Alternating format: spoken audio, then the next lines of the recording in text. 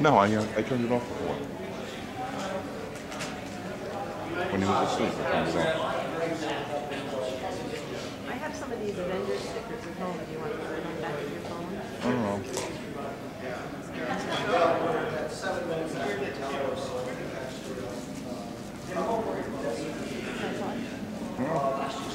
Yeah, I turned it off before.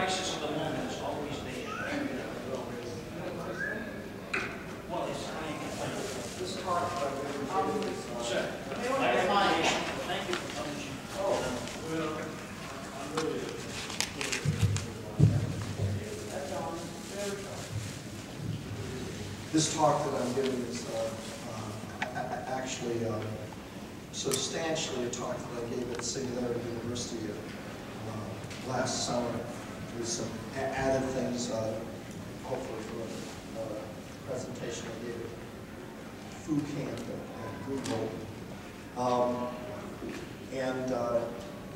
It's the title Group Minds, inspired by notions of crowdsourcing and various things that we're seeing on the internet now.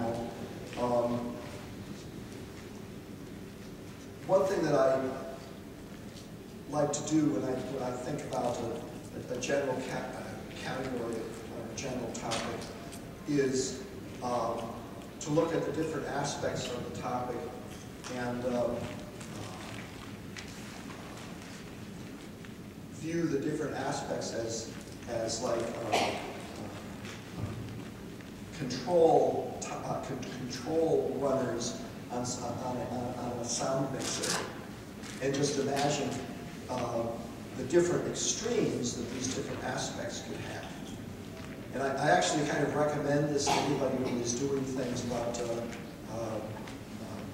thinking about the future of technology, is to look at the different aspects and try to categorize them, and in fact to make a taxonomy of the different categories that something could be that you're thinking about, and be generous with that in the sense that go for just the logic of it rather than whether it really would be applicable in the real world. But when you get done, you'll have actually a multi-dimensional set of things you can play with, and you can actually come up with applications and with consequences that you might not have seen otherwise. So that's what I'm doing here today with having a taxonomy of group minds. Some of these may actually, when I first look at them, may look so absurd that you can't imagine any situation where they would actually come up. And in some cases, those turn out to be the most interesting ones. So one thing you could use in categorizing group minds, and actually by group minds I mean in a very broad sense, everything from Facebook to the Tines and Tines world, I suppose would qualify. So one aspect would be whether the group mind is a top-down or bottom-up group mind. And the situation that we have here on Earth now is that most of the social networks that we have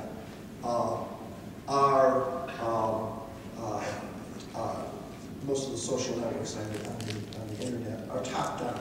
We have Facebook and Google Plus and things like that have a very clear controlling, at least controlling the technology service provider. There are some social networks on the internet that at least potentially are bottom-up. And that's much more difficult, and it's not clear whether that's going to, what the future of that's going to be. But how many people here have heard of Freedom Box? Ah, okay. There's only very specific categories of people, I think, that would have that percentage of people who do know about Freedom Box. Freedom Box is an example of hardware that the purpose of the hardware is to give people who want to have social networks the ability to do it in a distributed way that does not depend on some centralized authority or centralized goodwill of some organization to make it work. So that's one way of splitting up, looking at social networks, which are or one type of group mind. Another thing to consider when one looks at group minds is what is the supporting hardware and software. Several of the categories that I'm going to discuss below as I go into other variables really would be empty, probably be empty if it weren't for particular things that we can do with hardware. For instance, wearable computing, distributed and ubiquitous sensors and effectors would probably make a lot of things. Without those, there's a lot of interesting things that we probably could not talk about.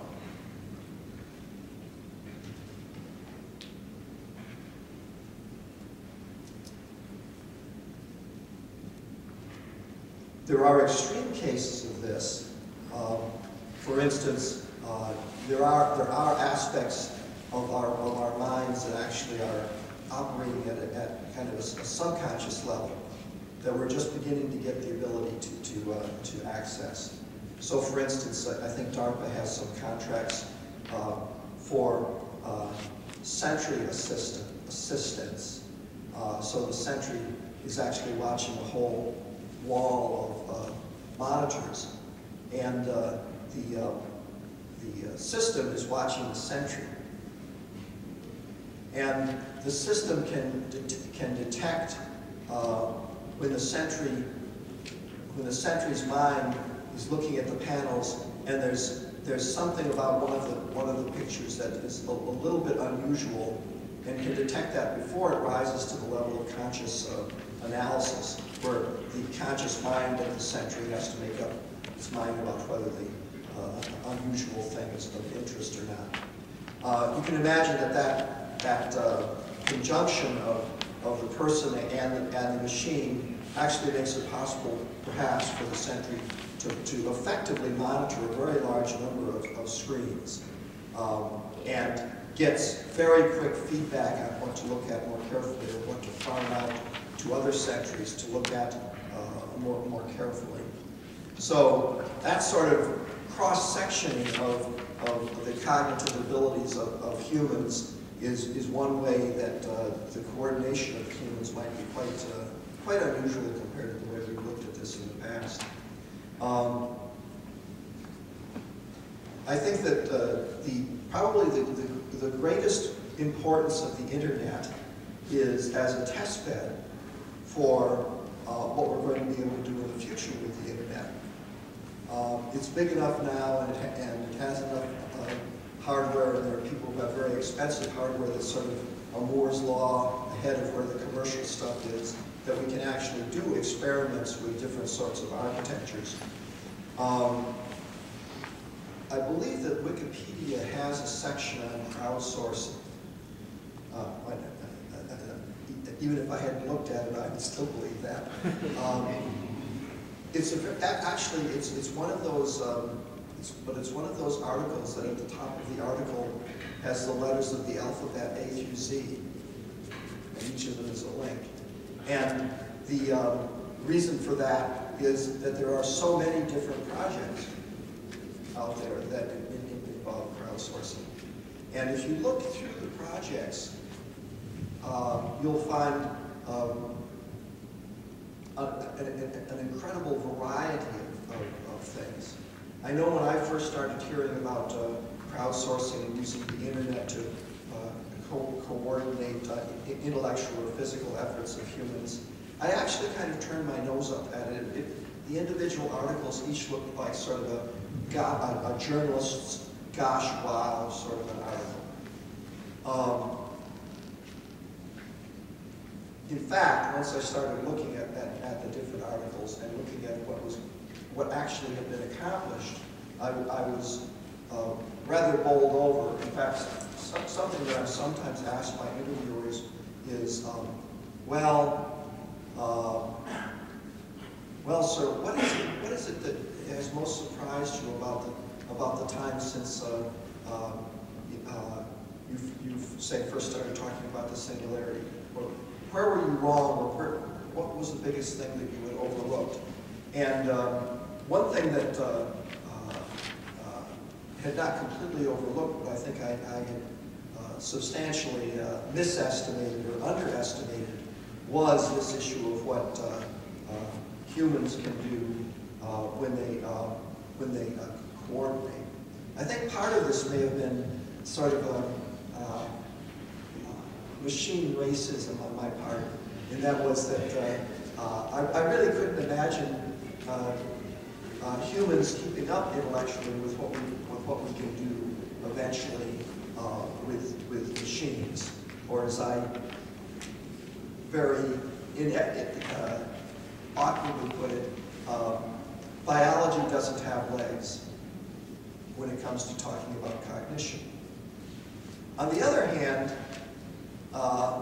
eventually came to realize that, of course, we don't have any human or superhuman level machine intelligences out there at the present time, but we have 7 billion working human level intelligences that are in place, already have been installed, and are working just fine.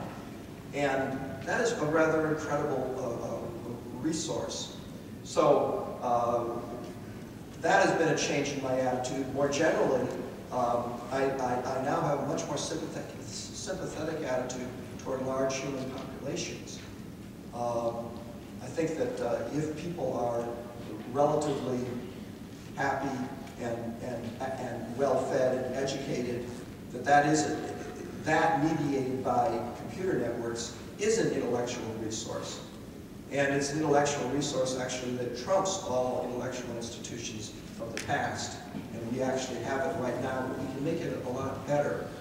And if you look at the different sorts of efforts that are in the crowdsourcing article on Wikipedia, one thing you'll notice is that they have, among themselves, they have a lot of different architectures. There are different pipelinings, where say everybody looks at a problem, or that some people look at one aspect of the problem and the solutions get passed on to another set of problem solvers. There are systems that depend most strongly on having an enormous number of players. There are others where the system exploits the cleverness, it exploits and detects individuals who are extraordinarily clever at certain sorts of problem solving, no matter what their academic background. So putting this all together, this may be jumping ahead a little bit, but there's perhaps one of the most extraordinary ones that I have heard of, and I haven't seen it adequately demoed, is something called Duolingo. Duolingo is hard to describe it in 20th century terms. It's like talking about an elephant, describing an elephant to the Committee of Blind Men. Duolingo is a mechanism for teaching foreign languages, teaching languages to you that you don't know, human languages that you don't know. Its academic faculty consists of the customers. If you're talking about a popular human language that you don't know, for instance, Spanish is not my native language, but for most people in here, well, I would say probably a third of the people in here have had some academic exposure to Spanish. And there are different levels of knowledge. I've had 3 or 4 years of high school Spanish, and I fit somewhere on that hierarchy. So the system plays the students off against one another and against text and against text that is presented to them. And the idea is that the system, recognizing the quality of the individual students, can actually arrange data flows that at least improve the poor students to make them better. And I imagine some of the students actually are quite good. It's a little bit unbelievable that that does very much, but there also raises the question of who pays for it.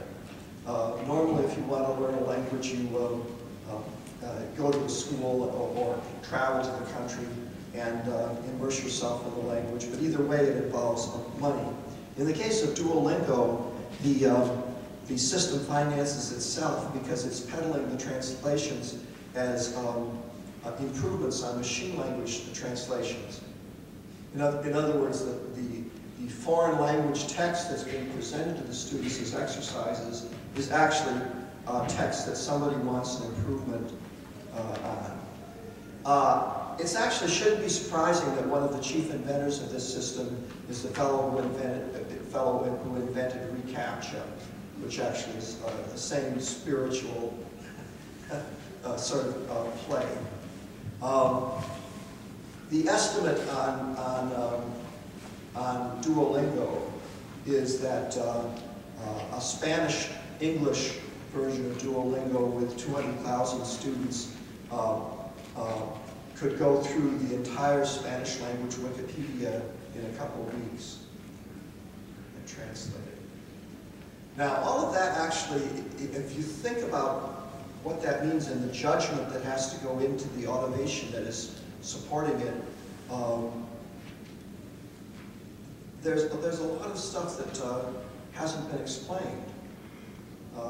And if you're writing a science fiction story, that may be okay. But if you're actually implementing a system, it's a little bit different matter. Right now, I understand Duolingo is in beta. You can sign up for it. You can sign up for it. And I am watching it with bated breath to see how well it succeeds. I don't think to me, it's not the absolutely most shocking, successful example of crowdsourcing or group buying that's out there, because there's other things that will probably come up in this talk that in their own way, at least to me, are more surprising. But Duolingo is certainly an example of perhaps the most complex scheme that I have run across. Continuing with the different sorts of categories and the taxonomy of group minds, one can also characterize them as being a very narrow focus or very broad focus. For instance, Facebook I consider to be relatively broad focus, although one could probably define it in such a way that one could argue that narrow focus to support certain sorts of human interests. Another way of categorizing these things is how members of the group mind or the social network or whatever you want to call it, how the members are motivated to participate. And one can imagine various payoffs. One interesting thing about this is that most of us, I think, especially people who think about these issues, such as many science fiction readers and folks here at Boskone, I think have a valid concern about the future of employment, their employment and the future of white-collar employment in general. There was a time when technology was taking over blue-collar jobs that the white-collar people, especially the academics, could sort of keep their objectivity and say, you know, you have to realize that as technology takes away the business of making buggy whips, technology, with its other hand, gives out even more jobs for the people who are going to make the automobiles.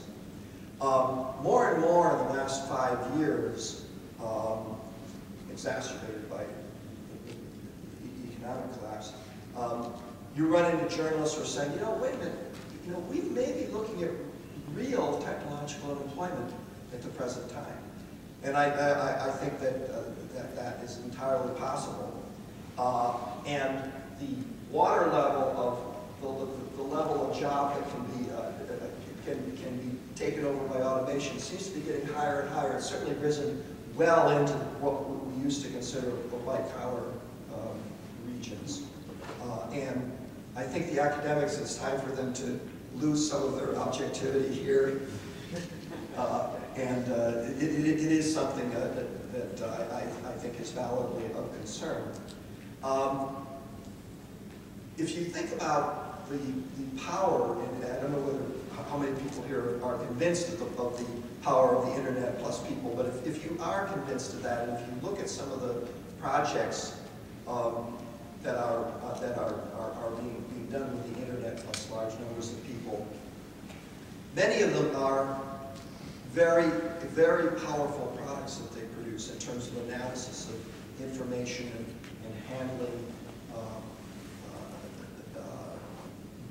complex problems. What the individuals participating are actually doing is sort of nebulous, and in many cases it may change from moment to moment.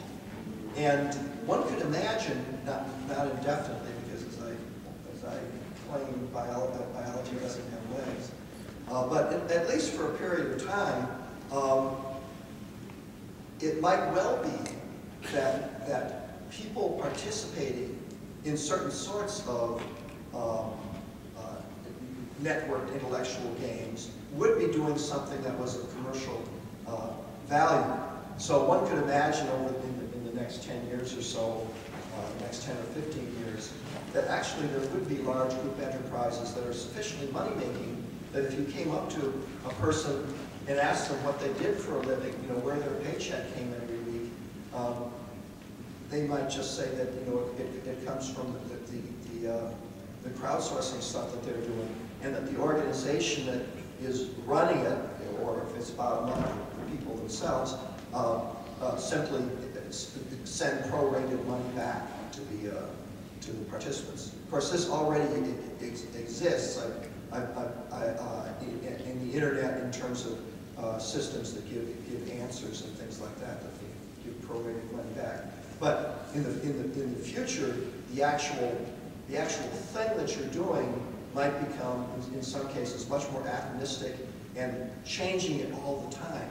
So, for instance, you could imagine something where an individual job that the human does might take only 5 minutes, and it might be at one particular place on the earth, and then there would be 5 minutes somewhere else. So there is, for science fiction writers anyway, there is something about a change in the nature of future employment that actually is somewhat optimistic and depends on these issues of crowd minds. Another sort of categorization is the demography of a particular group mind. How many members are there in a group mind? I actually got a pocket career out of just exploiting the fact that not too many stories have been written about small group minds, that is, group minds that have a small number of members. I could imagine group minds going all the way from a count of 2 up to 7 billion. And one might wonder about a size 2 group mind, what would that be good for? And thinking about that, either as a science fiction writer or if you're a planner trying to think about the future, just trying to think of a story about a group mind of size 2, actually I think has the capability of generating story ideas. And to me, the obvious application of a size 2 group mind is something that I would call a joint entity. There are all sorts of situations where you'll have 2 people, or maybe 3 people, but two people where one has serious deficits, and the other has complementary deficits. Humans have always done things like that, but without the mediation of technology, or with the mediation of technology, it could be much more effective and powerful, and exploitative, actually, depending. So an example might be a grandmother and a grandchild, and the grandchild is mobile, is healthy in that regard, but might have some sort of mental deficit, and the grandmother is not mobile, but there are things she knows about. And basically, the joint entity would, in the visible world, would be mainly the kid running around and doing things.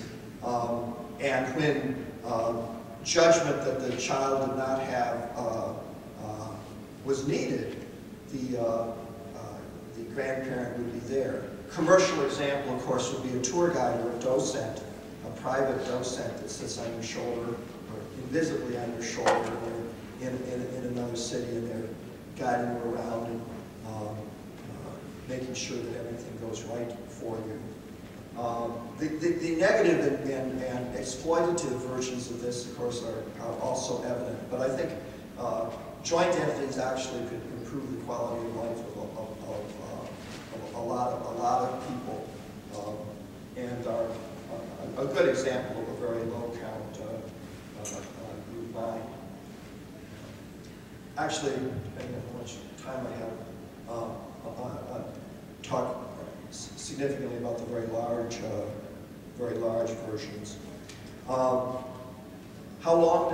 Another dimension is how long does the group mind last? I can imagine group minds that actually just coalesce over a period of 5 or 10 seconds.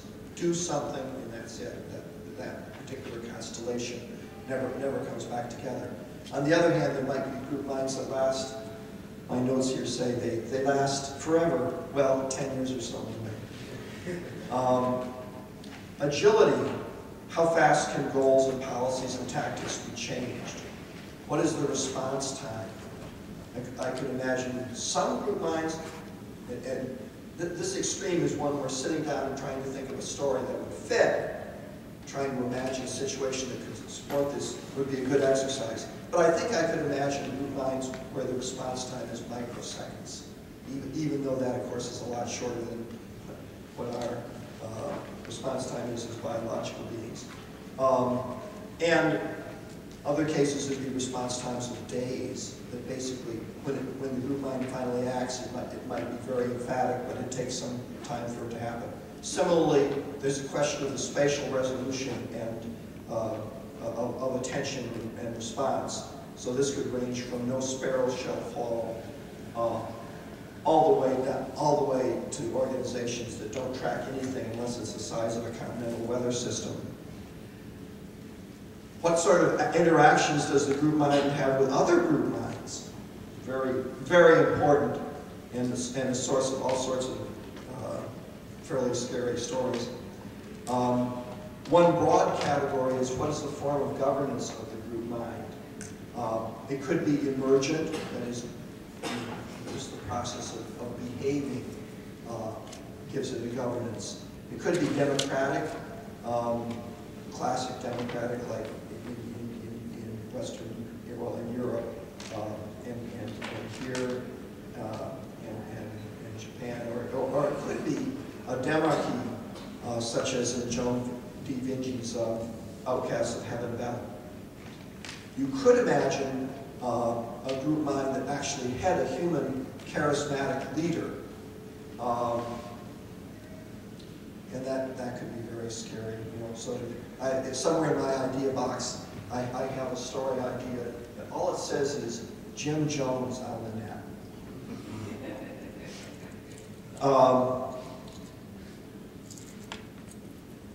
Another form of governance is commercial service, and that's the most common. Nowadays. Puppetry, that's where the group mind is actually being operated by another group. And then there are opaque group minds. The classic one is self-structured secret societies. Networks where even members don't know of their own membership is a possibility. And this raises the concept that you could have certain sorts of group minds that don't reveal their membership. So you have various friends and you talk to various people, but secretly some of them are moving in very coherent ways that may or may not be in support of things that you are interested in. There's always been things like this, but now it's much more plausible and powerful. So in Rainbow's End, I had belief circles, which is intended as sort of a benign word for this. But then I also had something called belief cults. I don't know, the adjective may not have been belief, but maybe it's some other noun, which would be the more inimical ones. Those are the ones that believe things you seriously don't believe in, and they're acting on their beliefs. Another dimension is the infectiousness of the group mind. Again, this has antecedents with various meme-type notions and religion. Malignancy is the group griefing, stealing, killing, blowing things up. We already are very close to having that sort of thing visible. What are the weaknesses of what are the types of weaknesses of a group mind? They're susceptible to legal attack. They're susceptible to physical attack, although not nearly as susceptible as organizations in the past. Susceptible to denial of service attack, hijacking, infiltration, misinformation, implantables. I want to back up and talk about the malignancy a little bit more as something that occurred to me there. Many things of science fictional nature already happened, of course, and some of them haven't gotten too much coverage. How many people here are aware of secret police that use crowdsourcing? There's been at least one secret police organization that has used crowdsourcing for face recognition. Do you recognize this person? Tell us and we'll send you and them a bouquet. There'll be different sorts of bouquets.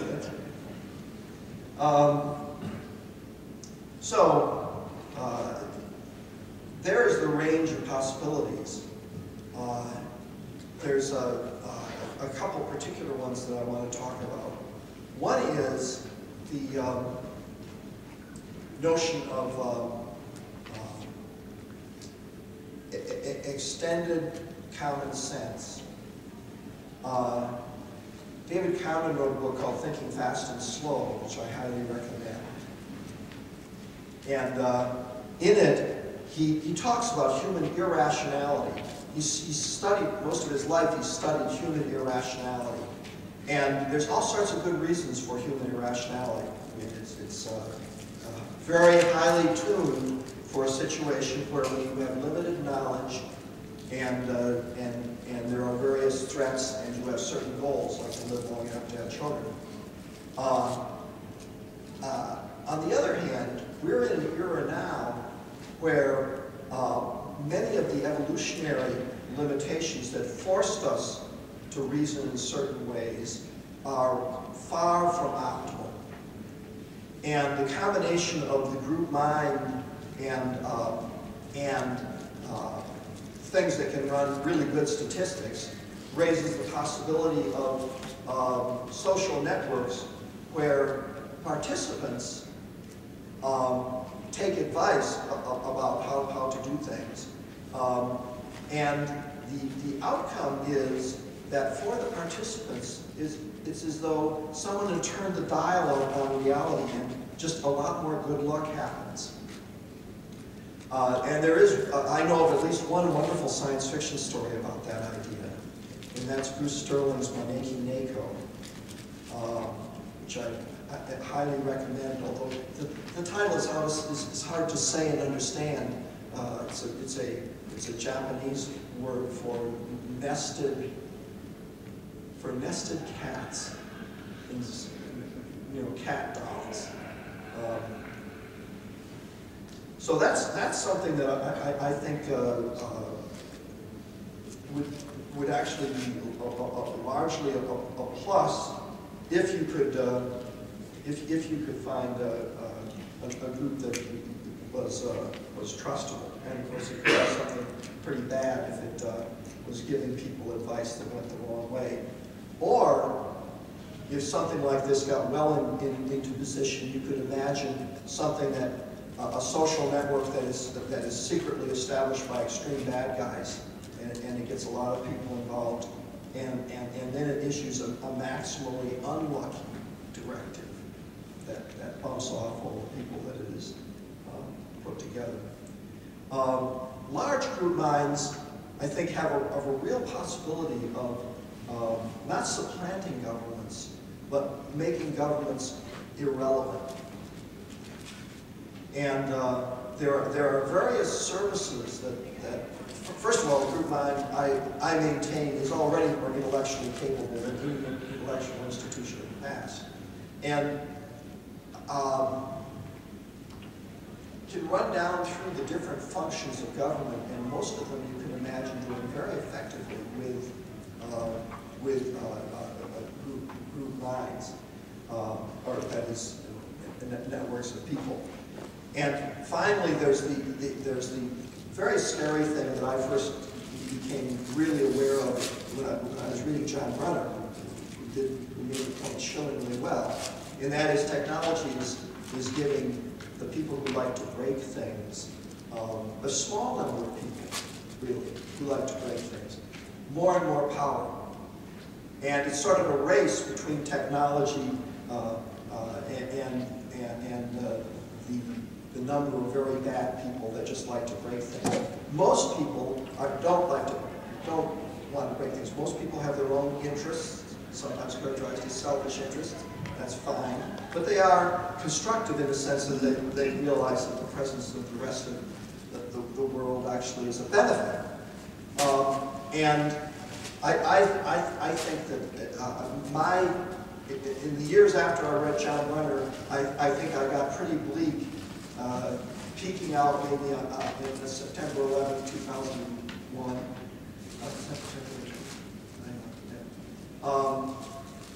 I think that the notion of the fact that there are billions of people out there who are of goodwill, and the fact that the large group minds actually do empower them, is a counterbalance to the destructiveness of the small number of breakers. It's still an open question about whether the breakers will have more leverage, but that the ensemble of ourselves and our networks actually gives the reasonable people in the world a leverage of its own that may well be enough to both give us a happy ending with respect to the griefers and the breakers, and give us a happy ending with regard to our coming machine overlords. So I'd like to quit my presentation a little bit early, as we've done with our panels and stuff at Oscar. And if anybody has any questions, we can use the rest of the time we have to do that. Yes. Do you ever break up the lower group line in terms of going out past the light cycle from the Earth? Why would you ever go to an asteroid colony or go to the stars? People really have 100,000, million of their lines. You could just stay on Earth and have 7 billion of them. Right. So the question is, or the point and question is, don't group minds, if they're successful, tend to work against the expansion of humanity throughout the universe, since they're giving up the cozy, if it's that good to have a group mind, giving it up. In general, the speed of light limitation, if there is a speed of light limitation, it also sort of puts a limit on the diameter of a coherent mind. Actually, I am not, that doesn't worry me too much, although I know that there are people who figure that civilization in general mitigates against people taking the chances to go elsewhere. I think there probably would still be smaller groups, and as with the European colonization of North America, splinter groups that are not approved of that would have a reason to go elsewhere. There's also, Cy Mitchell wrote a very interesting novel in which, this was not about group minds, it was about just a big AI, but I think the same point applies, where the Earth had been, there was a massive mind that, you know, was basically coherent and was, and it eventually supported colonization of the moon so it could have somebody to talk to. So there, actually, I think that for all my happy talk about group minds, there actually is there is a virtue to having separate cognition streams, that is separate minds, and the interaction between those has a different sort of barrier to it, and it may actually be good for generating certain sorts of ideas. So I am hopeful about that aspect of what you're saying. Any others? Yes. One of the things about a group mind is people would self-select a group mind that thinks the way they do. What is in a group mind that would prevent the group mind from eventually going down certain paths that are self-destructive to the group mind, such as, say, let's go away from technology, let's go away from drugs that can prevent diseases, and go back to farming with sticks. So the point is that what is to prevent a group mind in its recruitment from self-selecting for really nutty and self-destructive or narrow points of view? Now, if it's self-destructive and narrow enough to give up technology, then it's a self-solving problem. However, there's this term that I've used in some stories called a virtual network partition. And that's where all the hardware is working great, but people just don't talk to certain other people. And you can see that already. If you have certain political beliefs, you can probably arrange it that you never see any others. And the world suddenly becomes a much simpler place. So these virtual network partitions, or the self-selection for certain worldviews that then cut off other possibilities, I think is a real problem. I think perhaps the power of not doing that is sufficient, that the ones who don't do that, who keep open, eventually prevail. For instance, I'm not saying to do this all the time, but it actually makes sense to occasionally turn off the personalization in your search engines. You may get a surprise. Yes? How essential is the role of modern technology in this, as opposed to simply giving us a different perspective on how humans have been organizing ourselves since getting language? Like, you use the example of a grandmother and a grandchild. All you need is two people to talk and coordinate. And in terms of like extended common sense, you would think with a good justice system, with juries and judges, is sort of bringing impartiality into, cycles of revenge and bloodfeud, and all you need is sort of the institutions to have juries judge. So, do you think on that? Like how essential is the role of computers versus just good social organization? So I take the question is, how central is the role of computers to making this the concept of group minds. Yeah, I think that is what makes the difference here. I believe that the rise of human civilization came from when we got population densities big enough that if a bright person, I think humans are just barely bright enough to make it, actually. They're bright enough to come up with ideas, and once they got enough of them together, that if they got a bright idea, they could tell it to somebody nearby, and that chain of retelling would not be lost. So there was an accumulation. As soon as that happened, we were on our way to space travel and agriculture and all sorts of good things.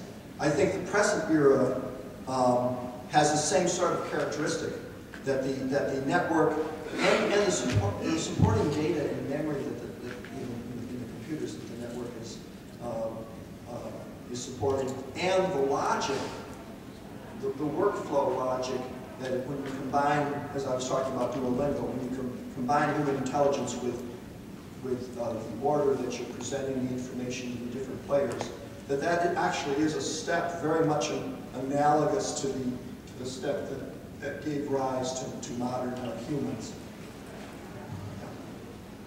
Recognizing the benefits of collaborating, see a couple of cost sites to do, and perhaps that's a little bit where it's appropriate. For one thing, every participant is strictly time. I mean, you're taking away time of as many participants as there are, which is only in millions of plots. Yes. That's the other thing, the coordination itself takes on time. I'm very conscious of that, because of collaboration by co-authors. It's time to spend right. So it's certain. On the other hand, if you have a problem that can be handled by one person, then solitary decision making allows you much more parallel decision making capacity for many individuals that attack many problems at the same time. Right. As a steering car in an aircraft. Well, the steering car, well, let me, what I hear you saying is several very valid logistical issues about the limitations of coordinating people to do these things. There are only 7 billion of us. If I want to solve all problems this way, I quickly run out of everybody's free time. And then the fact that very often, one individual person is the best unit of solution. That was a point that was, I think, one of the latter points you're making. I think that is true too. And in fact, one thing I see both at the human level and the machine level is that there's probably an appropriate size mind for different jobs. And so one could imagine in the future that what we think of as continuous people, in addition to all the other differences we've been thinking of in science fiction, is that the mental size of players changes with time. And if you were to watch this, it would be very much like looking at processes in a computer, where they grab a lot of resources, including computational resources, and do something big and get a lot of bandwidth, and then suddenly none of that's needed anymore, and they collapse back to something just big enough to do what they are supposed to be doing. Or a big individual fissions into a bunch of people who have such a great latency between them that they cannot be considered very much of a group anymore. But that doesn't matter, because basically their individual tasks are ones that are appropriate for that size. Actually, let me do one more question. I'm already 5 minutes over. You mentioned 3 clocks. Yeah. And I was thinking that the way that the internet is organized right now, which is very client-server organized, there's a lot of central control. And there's potential for group mind control of group mind. And what I was thinking was, let me ask you this, do you think that before we reach the full potential of group mind, we would have to transition to a more peer-to-peer type of network? So the question is, doesn't it look like in order to avoid really bad abuse, that the group mind stuff should be peer-to-peer rather than client-server? I have actually, yes, I agree. I've been very disappointed that there is, and it's not surprising that it takes immense investments to set these things up, but it is disappointing that there is not more public recognition of the importance of peer-to-peer or bottom-up social network. I would also say that as I was going down through my list here, almost all of these we could write a nightmarish dystopian take on, including really the peer-to-peer. For instance, if there was systematic network bugs, we could get into the sort of thing you see in certain sorts of disaster movies. However, the peer-to-peer, I have a natural inclination. To me, it looks common sense that is safer, and I have lots. I think lots of us agree about that. Probably there's people out there who are scared of peer-to-peer.